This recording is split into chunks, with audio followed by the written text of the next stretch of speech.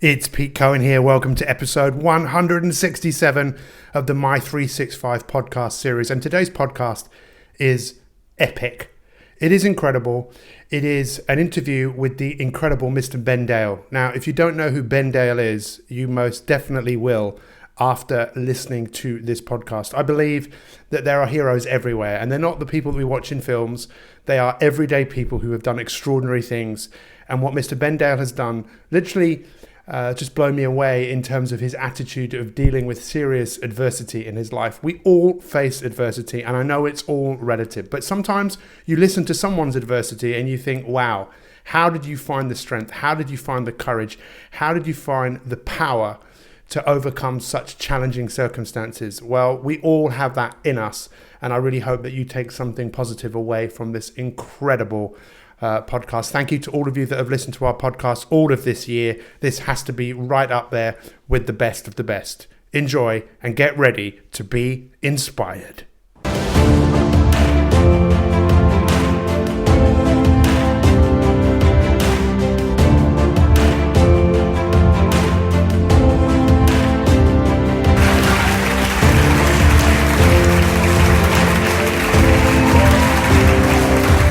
It's Pete Cohen. Welcome to the My 365 podcast series. Today's podcast is pretty exceptional. I think it's probably the last one of 2018, and it's with our member of the year.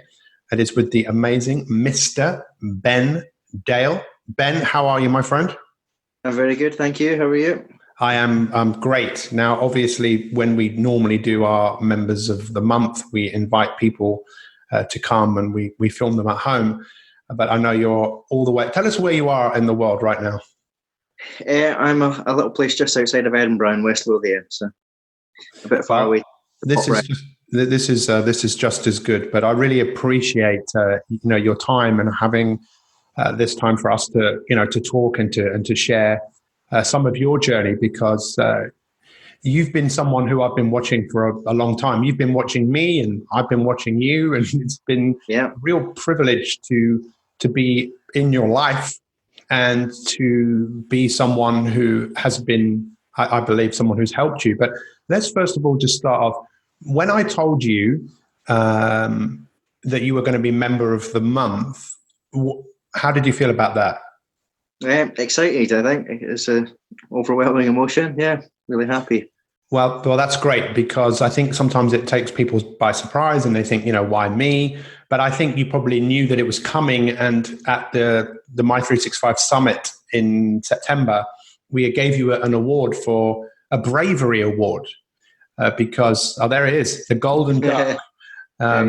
Because, you have been incredibly brave for many, many, many reasons. I think showing up is something which people deserve a bravery award for, to put themselves out on camera and stuff, but also because of what you've been through over the last year or so. So tell us a little bit about, first off, what you've achieved, do you feel, since you've been a part of the My 365 elite community?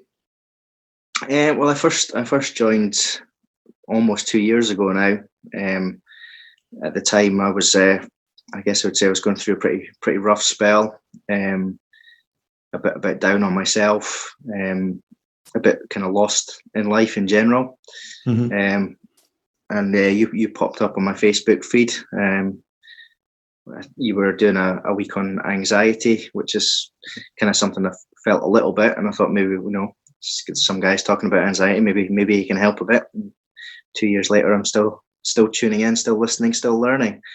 So it's been quite a journey. So I've gone from at that point in time, I was on antidepressants. I came off them a couple of months later. I felt ready. I think when I first started listening to you, I'd kind of resigned myself to probably being on antidepressants for the rest of my life. I just felt like, that was what I was going to be like. Yeah. But yeah, as I say, a couple of months after listening to you, kind of changing my mindset bit by bit, day by day, I felt ready to come off those antidepressants, and I've done that and never looked back since, really. I mean, I know that's just part of it, and you have actually told me that before, but I actually forgot that. And I mean, it's a big deal. I mean, it's a big deal because I can't imagine how you must have felt in the first place that the doctor would say to you, "Well, I'm going to prescribe you." Did he prescribe them, and did you want them?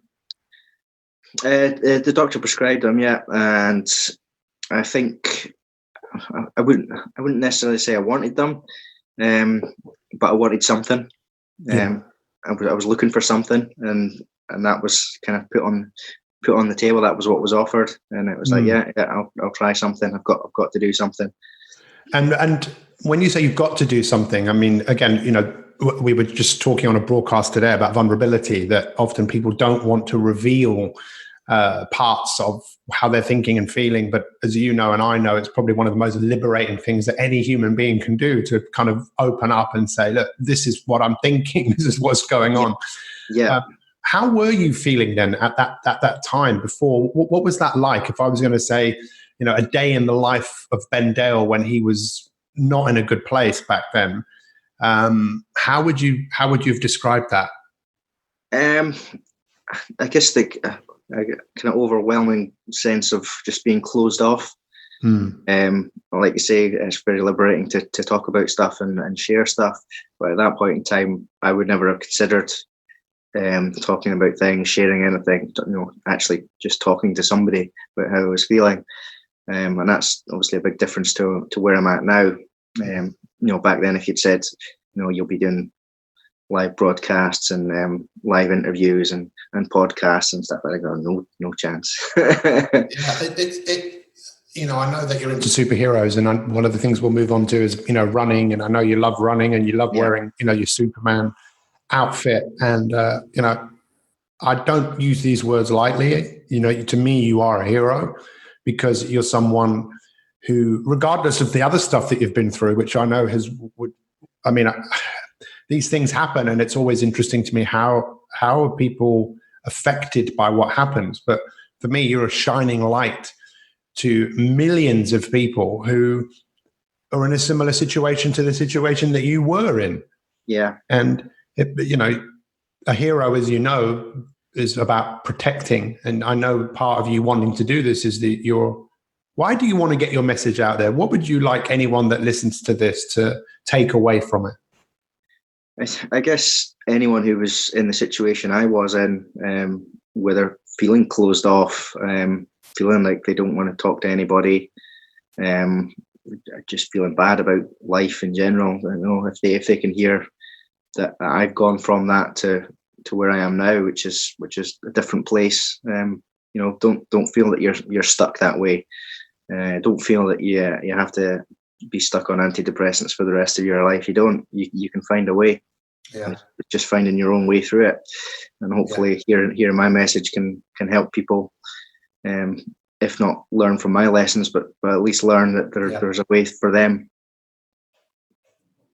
Yeah, what is important, and I know you're obviously aware of this, of people that are listening to this, because I'm sure hundreds, thousands of people will listen, that if you are on antidepressants and you are going to come off, it's probably not a good idea just to stop. Yeah. I don't know whether you didn't do that, did you? Did you just come off slowly, or? They cut the dose. Obviously, I spoke with my GP and said, I'm wanting to come down or come off these. And so started off cutting the dose bit by bit, and then obviously off completely a few months after that. I mean, I know everybody's different, but I'm just curious, having tried many different drugs in my life, but maybe I shouldn't go there, but just looking for experience to find what's that actually like. I was always someone, I've never taken antidepressants, and I know everyone is different, but what did they do for you? It's really hard to describe. I think, as you say, it's different for everyone, but I think for me, it just kind of, it almost like numbed my senses a bit. So I didn't feel that kind of sharp pain that not, I don't mean in terms of physical pain, but that kind of, sharpness of the emotion, I guess, that you're going through, that was dulled. And I think what a lot of people find with antidepressants is that it can also dull the kind of more positive feelings that you have as well. Yeah. And I certainly know from experience, I know somebody else who was on antidepressants at a similar time, and they felt that, you know, it was so bad that numbing the emotion, the good emotion that they had, that they just really felt completely emotionless, which isn't a good place to be for anyone, I don't think. I think it's just becomes a normal, doesn't it? And then we stop the highs and we stop the lows, and kind of it's like existing, you know, as opposed to everyone's journey through depression or whatever is different. You know, if all you feel is low all the time, then the depressants can lift you up. But if you're kind of a little bit high and low, if you suddenly stop experiencing those highs as well, it can actually be a negative thing for you to be on antidepressants, because you sometimes need that little bit of positivity to feel. Most definitely. So we got to know each other quite well. I know that the coaching that I do is, you know, it's virtual, it's like this, but then you and I got to meet for the first time at Susie Beaumont's Change Your World event, and we sat next to each other when someone was talking.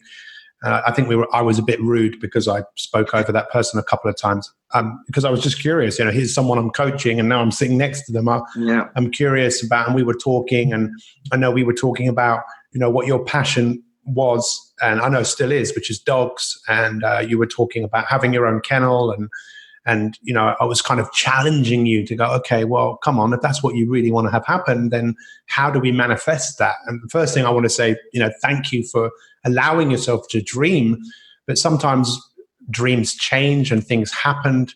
And I know something happened that really kind of rocked your world.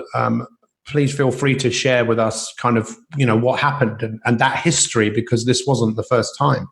Yeah, so almost a year ago, almost to the day, probably within a couple of weeks, I discovered I had testicular cancer. And as you say, it wasn't the first time. 11 years ago, I think now, the first time I had testicular cancer.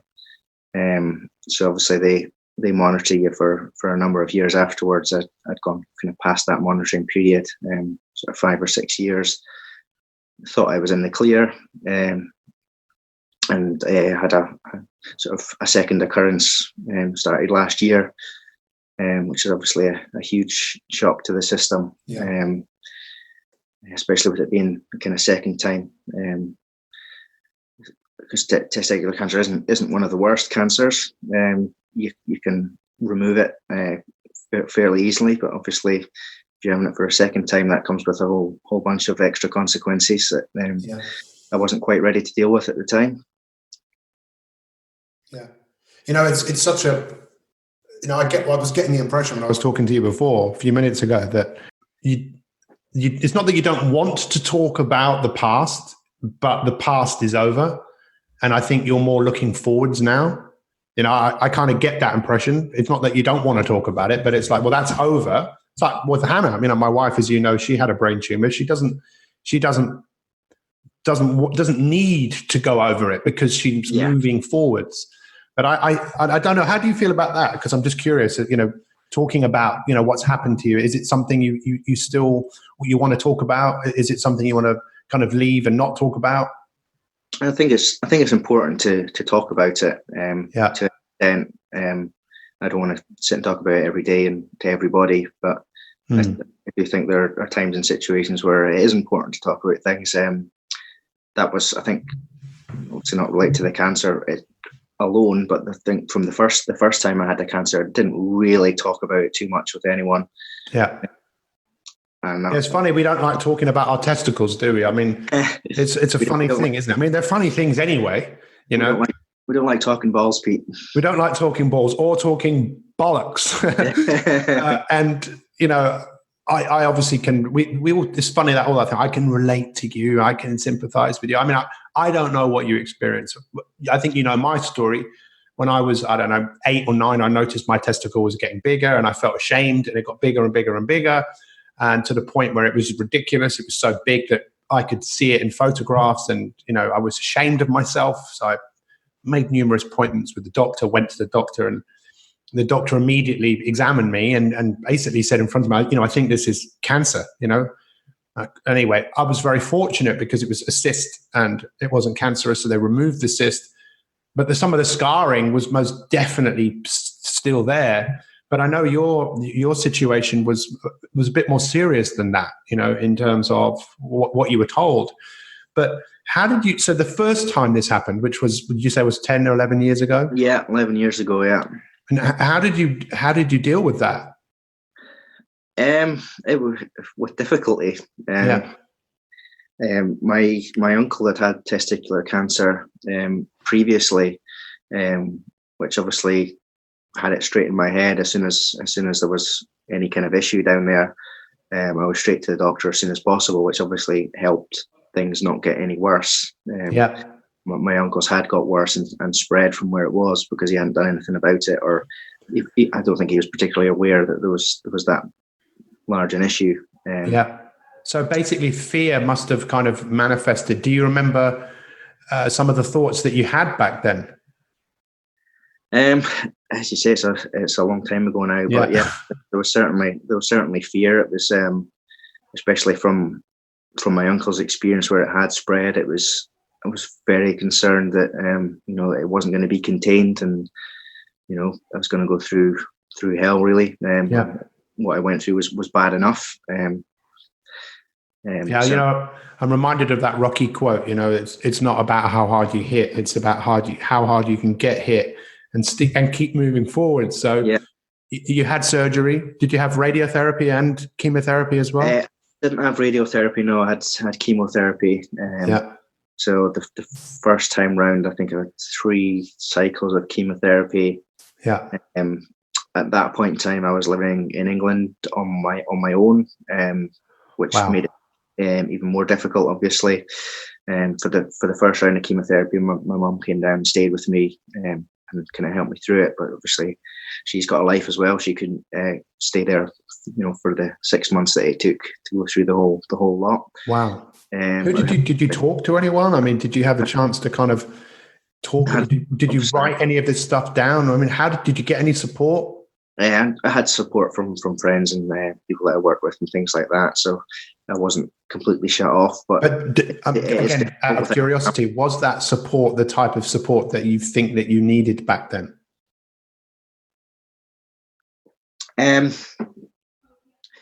I think probably yes and no. The people who gave me support were great. They did everything that they could do. But like I say, it's very difficult to be kind of cut off from family at that time. Sometimes you need someone just a bit closer to you. And also, through the chemotherapy, did your hair fall out, and did you put on weight? So the first time around, I'm not sure how it affected my weight the first time around. I can't really remember, but certainly the hair fell out. And the first time around was very difficult in terms of kind of illness. This chemotherapy can make you feel very, very sickly. Obviously drains your energy and things like that. But actually, I was feeling physically sick to the point where I had to be recalled to hospital a couple of times because if you're actually sick, you can be, you're actually throwing up the chemicals that they put in you that are supposed to be making it better. So you started to rebuild your life. I mean, at what point did you think, okay, now is the time to get on with things? Now is the time to move forwards? I had to do that quite quickly, really. Especially the first time round. I'd actually agreed and accepted a new job. Moving to another city. And this was kind of fell in between the initial operation and the chemotherapy. So I'd actually started for, I think it was a week or two in a new job in a new city, and then immediately I was off for months getting chemotherapy, which is a bit of a strange situation. And obviously you want to get, you don't want to be seen as, well, obviously you're not seen as really taking the piss, but you don't want to be seen as you've just started a job and then you're off for months. You kind of want to get back into it. And obviously there was a lot of upheaval going on in my life at the time, moving to a new city and taking a new job, all kind of combined with having to face cancer and chemotherapy. very, very disturbing time. Yeah, and obviously you tapped into something inside yourself that allowed you to find a way to move through this and navigate. And I think it's one of the greatest qualities, isn't it, of human beings, is what we have inside us to deal with difficulty. And as you know, one of my biggest challenges, why don't we use that more to create things, to decide to go after things? Why does it have to take such horrific life situations to force us into change?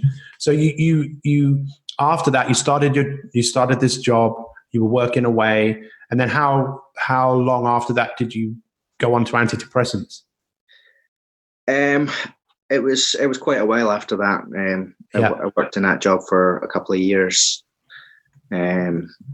It was going quite well, and then the situation at the work changed, as these things do. Yeah. I started to not enjoy where I was and what I was doing. So again, I decided that things had to change. And having lived in a couple of different cities, I decided I wanted to come back to Edinburgh. Kind of felt like, if things are bad, at least I'll be around family and close friends that I've had all my life. Even though I'd made friends in other places that I'd been to. Yeah. As I say, there's no place like home. Yes. There's a famous film with that line in it. Yes. So I managed to get a job back in Edinburgh, which I'm still doing now, some 9 years later. Yeah. So I had the kind of a lot close-knit support network around me after that.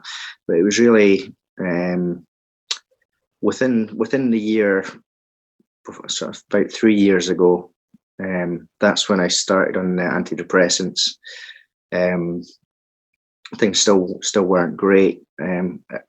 Probably not the worst they had been, but I think a few things just kind of built up on me. I guess the final straw at that point in time was a breakup of a relationship. Right. So another. Yeah. There was a few things that had happened over the course of a number of years. Obviously, I felt like I now realise that I hadn't really kind of talked about and dealt with the cancer the first time I had it. Yeah. That was weighing on my mind. Losing family members, losing a friend, and then breakup of a relationship. Yeah. And then kind of everything just kind of came out at once. So that's when I went on antidepressants. It's not surprising, is it? I mean, probably each little thing on its own wasn't that bad. At that point in time, the breakup probably wasn't hugely traumatic, but it was the final straw, really. It's the cumulative effect, isn't it? Yeah. Stuff that we let build up, and as men, we don't often talk about what's really going on behind the scenes. We just keep away from the world, but it's there. So let's just talk a little bit about how coaching has helped you in terms of, because it seems like you've gone from a fixed kind of mindset to very much growth and looking to learn and get better. Can you kind of explain to us what coaching has done for you? I think, like you say, the fixed mindset, I was probably thinking to myself, I'd like my life to be better. I want to get things to get better, but I have no idea how. So I'll just carry on doing what I've always been doing, because I don't know any other way. I think that probably resonates with a hell of a lot of people. It does. And was there anything that really kind of stood? I mean, I know you've been involved actively for a number of years in working on yourself and watching the broadcasts and doing the master classes. Has there been anything that's really kind of stood out for you, that like something you heard or something that you came across that really made you look at things differently? Can you think of anything in particular? I don't know if there's one thing in particular that I mean, there's so many things you've taught me, and so many tools and techniques. I think if I singled out one thing that has probably kind of pushed me towards getting stuff done, it's probably something like 5, 4, 3, 2, 1, and just getting started. Just forcing yourself just to take that first step to do something. and not just kind of, allowing yourself to allowing that energy to drop. You're right. It is such a powerful tool, isn't it? And I think if people in the past have suffered with procrastination or depression or anxiety, it's very easy to just get caught in that. And if you think about doing something and you don't do it, that is where hesitation and self-doubt that's where they live. And, it's the best laid plans, less placed ideas. I think for me, and what I've learned through applying this to myself, is just the impact that it makes on terms of how you feel when you've started something, that the inspiration and the achievement feeling that you get from doing something that you didn't want to do, like, for example, running, which I know is something that you really got into. How did you get into that? Is it something you've always been into, or is it something you kind of discovered? It's definitely something I discovered a lot later. I'd always thought, no, I'd never be the sort of person that would be a runner or go running. It seemed a little bit pointless to me. Yeah. I decided at some point I wanted to kind of give something back in terms of cancer research and stuff like that. And I decided I was going to run a 5K at the Edinburgh Marathon Festival for Macmillan Cancer Research. And that was when I first started running, because I wanted to do something a bit different, raise some money, raise some awareness. So I decided I was going to do this 5K, which doesn't sound a lot, but when you don't run, it is a lot. It is. So I started running just after work, before work, whenever I could, just to try and get some miles in. And funnily enough, I found that I enjoyed it. It obviously gave me something. I think, like you say, the feeling when you've completed your run, it just kind of lifts you up. You're proud of yourself for having achieved something. Obviously your body's pumping some very nice chemicals through yourself, making yourself feel good. And it's just kind of gone on a little bit from there. I joined a park run, started doing that for a little while. It did fall away for a short while. But since I've moved to another area and there's another local park run, I've been doing that pretty regularly.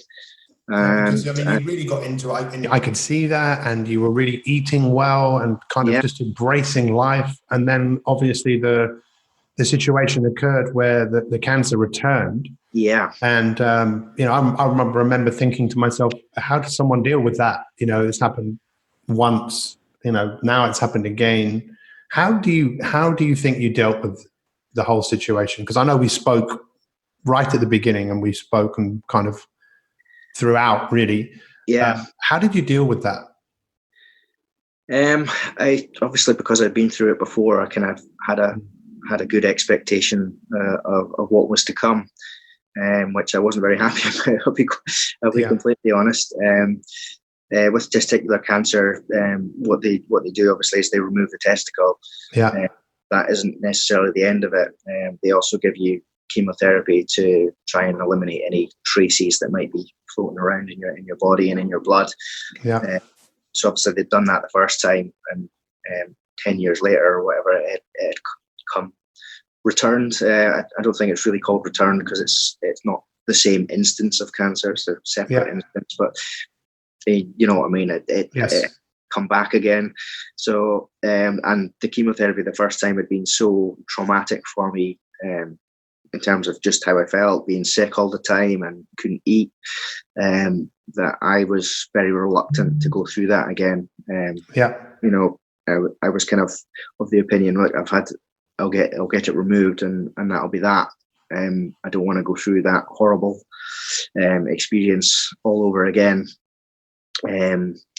But thankfully I came to my senses a little bit, and I realised that it's only a short term pain to go through. It might be an absolute horrible nightmare, but it's in the grand scheme of things, it's much to go through that and reduce the risks and chances of. Well, chemotherapy has been shown to be pretty effective in terms, the most effective in terms of that particular type of cancer. Yeah, and obviously the biggest kind of relief, if you like, or kind of what's the word when you've actually made, you've made the right decision. Yeah. When I actually went to get my bloods taken for the first round of chemotherapy, they came back that were the blood. The markers and the cancer markers had gone up. So at that point, even if I had thought about not doing the chemotherapy, it would have been actually a complete no-brainer to do it, because actually I was at a big risk of it recurring somewhere else in my body. So that was a big relief. Well, kind of not really a relief, but it helped. It validated that decision that I'd made to go ahead with the chemotherapy, despite my initial reluctance to do so. Yeah. And what else was difficult about that whole kind of experience? The most traumatic thing about all of that, obviously, was I would no longer have any testicles. So as you know, Pete, but some people listening might not know, I don't have any children yet. I'm glad I can say yet. There was a period where that may not have been possible at all. Obviously, with both removed, I can't physically have children now, but they do take you to do sperm banking. So they can freeze the eggs. So they can freeze the sperm and ready for use at a later date. So I had gone for that. But due to the, I guess, traumatic nature of what I was going through, I didn't actually cover this earlier. The second time round, I discovered I had cancer by actually I had a torsion in the testicle, which means it was twisted round. So I was in a bit of pain. They were actually surprised I wasn't in a lot more pain. But that was the initial prognosis, was that I had a torsion. So I went in to have an operation to have that corrected. And it was only when they were in correcting the torsion that the surgeon spotted a discoloration on the testicle. And he did actually say if I'd had both, he would have just taken it out there and then. But obviously, because there was only the one there, they wanted to give me the opportunity to do sperm banking and have it properly tested and all the rest of it. But it was pretty time critical. So I went to have the sperm banking, but I think because of the torsion and the trauma that the remaining testicle had gone through, there was basically nothing there. And then obviously when I got the phone call from the people who had taken the sperm, and they phoned me up and said, there's nothing there. I was due for the removal of the testicle the next day. You can probably hear it now. I still get quite emotional just thinking about that time, because at that point in time, I was like, wow, it's not something you really think about. You just think, sperm's donated, that'll be fine. I can revisit that in the future. But then suddenly this thing that I didn't have and hadn't really thought about all that much was being taken away from me.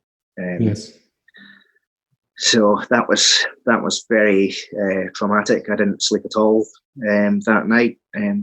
Went to the hospital the next morning for the operation. Probably white as a sheet. Not very talkative. I think the surgeon obviously comes in to introduce himself and say what's going to happen for the day. And I think he took one look at me and he was like, "What's wrong?" So something's a bit even more unusual than you would normally expect. So obviously I told him what had happened, and he said, "Okay, let me think about this." So he went off, and then he came back a few minutes later and said, there is another procedure that we can do. We can't actually do it today, and we have to get sign off from the board, and which is very rare. But there is a procedure whereby we can remove the testicle and then extract whatever we can from it at that time. So he basically explained to me the chances of A, getting approval to do it were slim, and B, even if they did get the chance to do it, actually recovering anything was also very slim. But thankfully they did get the approval, and thankfully when they went through with it, they recovered enough to have something to store for the future. When I've gone into, that's a story and a half. It is, and that's not even all of it really. When I went in that morning, the morning of the what was going to be the operation, without having slept, I was in a very bad state mentally. I had kind of somehow decided in my head that if I went into that operation and got put unconscious, that I would never regain consciousness. That I had convinced myself of that was going to happen, and I wasn't upset about it. Yeah. That's how bad the mental state had got in that situation. So that was pretty terrifying looking back on it. I just kind of resigned myself to basically dying. Well, I mean, what can you say? I mean, even Pete Cohen is kind of a little bit lost for words, which doesn't happen very often. Quite something. But yeah, it is quite something. I want to thank you from the bottom. Sorry? That's only the second time I've shared that. I only shared that with one person, and now I'm sharing it with everybody, everybody in the world. Well, it's people like you that change the world, because you're sharing how you dealt with something, and you're sharing something that I believe will positively impact a lot of people's lives, that people will get great strength from the adversity that they will face. That, look what he went through. If he went through that, I can go through it. And to come back from death, I suppose, in terms of you did, because you resigned yourself to dying. So part of you died. So, but what's happened now? Because you seem to have gone from that to seeing someone who I look at now, and I just look at this person so inspiring. What has changed? How did you turn your life around? I think just from learning all the lessons that you've been teaching over the years. Somewhere in the back of my head there was a lot of positive thoughts. They were struggling to find their way through, but they were there in the background fighting away. You talk about having this negative duck that's there shouting at you, but somewhere in the back of my head there was a positive duck, shouting things, keeping me going, making me push through the difficult times. I started to focus on what was going to happen after I was better, and after I'd gone through the chemotherapy. Started to think about what I could do with my life after that, rather than getting too caught up in what was going on in the immediate moment. And one of those things was to, like I say, you've been watching me doing the running. One of those things was to take that a bit further, and do a 10K run rather than a 5K run, which is what I had been doing. Which in the last couple of months I've managed to do two of those. Really, really happy with my performance in those as well. It's amazing. I'm going to tell you now, the next step is to do a half marathon, which I'm going to do next year. Well, let us know if you're going to raise any money, which I'm sure you are, and everyone that's listening to this should donate. That's my to give something back for what you've shared with us. It's like, well, what can we share? Which is part of what I want to ask. I want to ask you, what do you want people to get out of hearing your story? If they can learn anything about going through difficult times and coming through the other side, anything that can help them, then I hope they do. Whatever they're going through, realize it can and will get better. I think there's plenty of people out there who've gone through as bad and worse things than I have. But it's not about what other people have to go through. It's what you're going through. So don't think because you're going through something and someone else has gone through something worse that makes it any less what you're going through. It's unique to you. Everyone has difficult times. Don't try and scale it against someone else's difficult time. If it's difficult for you, it's difficult. End of story. And think about what you're going to do when you get through and what you're going through. Think about little steps, positive steps you can take to get you through. And learn that there are other people have gone through difficult times and managed to get through the other side. Use that as a as a guide that you can as well. Amazing. Just tell us a little bit about having a growth mindset, and how do you keep yourself positive? What do you do to keep yourself kind of engaged with what's important? Give me a typical day in your life.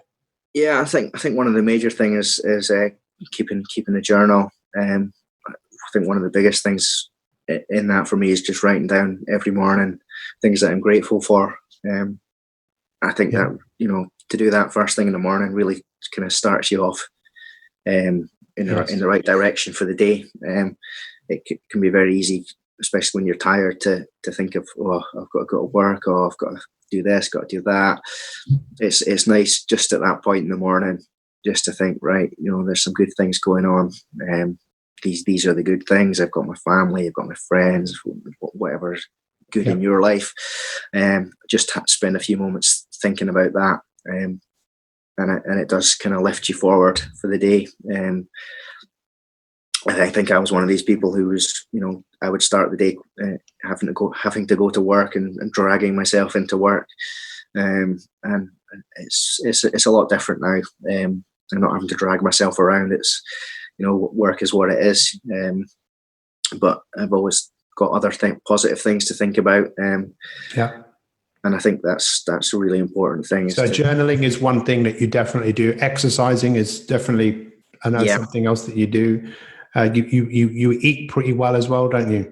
Yes, I'm trying to eat as well as I can. I'm trying to lose a bit of weight, so at the moment I'm using some kind of healthy nutritional weight loss milkshake type stuff. Yeah. Drinking healthy coffee, of course, as you know, Pete. Absolutely.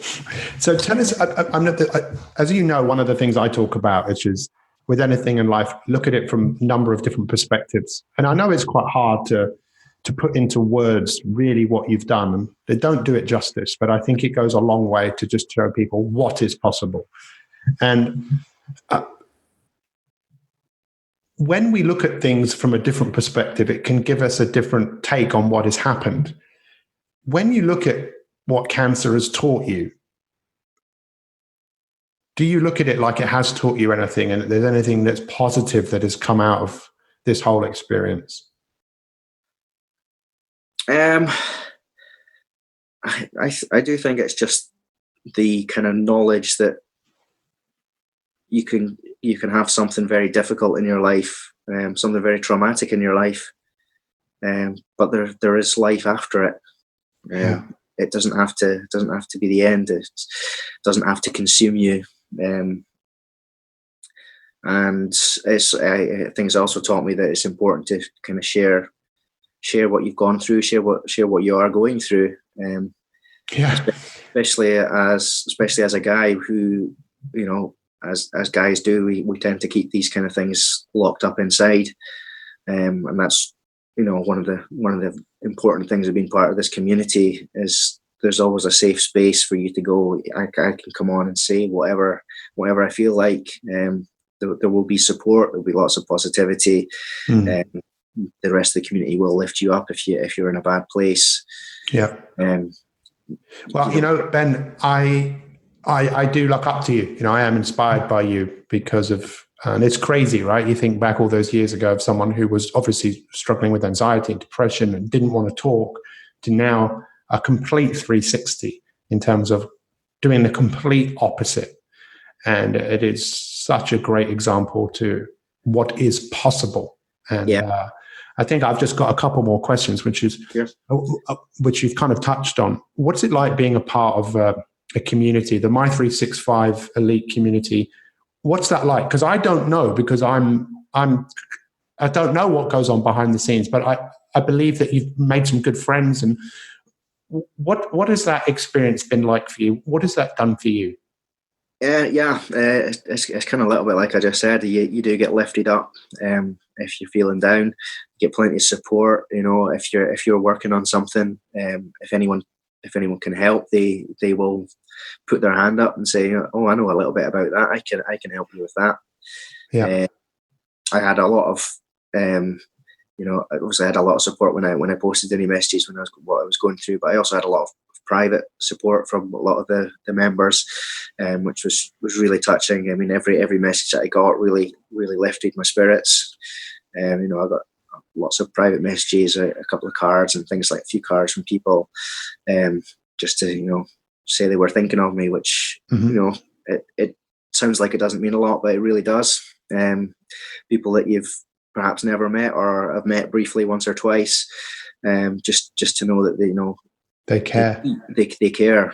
You're important to them, and they're important to you. And what's it been like having people like that as role models? Because when we look at the masterclasses that are a part of My 365 Elite, are there any masterclasses that have really resonated with you, from willpower, confidence, mindfulness? Are there any that have really kind of stood out? A lot of them, to be quite honest. I've recently done a mindfulness one, and I think that's really helped me. I mean, it has helped me over the course of the last couple of years being more mindful, but I think having that kind of focused masterclass to kind of take it to another level was very good. Confidence certainly was kind of something I was lacking in. And I think I think confidence is a strange one, because I think I've always had a bit of confidence in myself, but I've never been able to express it. And I think the masterclass has helped me express that a little bit more. I think that comes across a little bit in how I've changed in the 2 years I've been sharing my weeks with everybody. Yes. No. And, I couldn't think of anyone better to be the last member of the year for this year of 2018, because this will probably go out just before the week before Christmas. And I hope people are inspired. When are you running the half marathon? Do you know when that is actually going to be? I think that is May. Okay, so have you got a Just Giving page, or? Not yet. I haven't set that up yet. Well, set it up before this go. We're recording this, and I'm not going to say when. Well, we're recording it in November. It will go out in December. We can put it in the show notes, and people can follow you as well. Are you okay with people following you on Facebook? Yeah, of course. Yeah, just if anyone wants to follow me, I'm just on Facebook, so just add me on Facebook. So it's Ben Dale. And Ben, I can't thank you enough for just coming on this journey with me. I was in Rome at the weekend, and I was just writing some stuff, and I was trying to write down, okay, what is My 365? For me, My 365 is coaching for everyone. It is for everyone, and it's an opportunity that people can take, which you clearly have, and it gives great hope to me, and I'm sure to many other people. Those of you that are listening to this, Ben, just sort of lastly, I know you've said it, but let's finish on this. What would you like the living legacy to be of this podcast? What do you want people to take away? Hopefully, if there's anyone out there who's going through a rough time, either themselves or with family, friends, or whatever, that they can take the lessons that there is a way forward for them. Might not necessarily be the same way forward as me, but there is a way. And you can find it. Even if people aren't going through a difficult time, recognize that other people are. And if you can help them, even just by saying hello, it helps. Well, I also wanted to add to that, because I got this from something you were saying, that even through the darkest times, to allow yourself to think that you'll get through it by allowing yourself to dream that there's something beyond what you're experiencing. People call it the light at the end of the tunnel. I think my favorite mantra that I've learned from you, Pete, the best is yet to come. Yeah, absolutely. I'm looking at a poster over there that says that the best is yet to come. And I firmly believe that for me and for you. And thank you so much. If you guys want to find out about My 365 Elite, literally just go to mi365elite.me/join. That's mi365elite.me/join. And you can see what life coaching can do for you. Ben, I'm wishing you a happy, beautiful day. Have an amazing Christmas. And I look forward to working with you in 2019. And you, Pete, have a great time. We'll speak to you soon. Thank you.